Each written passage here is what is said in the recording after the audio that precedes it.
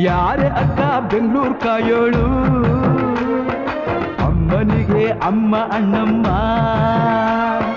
ಯಾರೋ ತಮ್ಮ ಕರ್ಗಾನ್ ಮೆಚ್ಚೋಳು ಮಲ್ಲಿಗೆಯ ಮುಡಿಯೋ ಅಣ್ಣಮ್ಮ ಬರುತ್ತೀನೆಂದರೆ ಇಲ್ಲಿಗೆ ಬರೋ ತನಕ ಮೌನಿ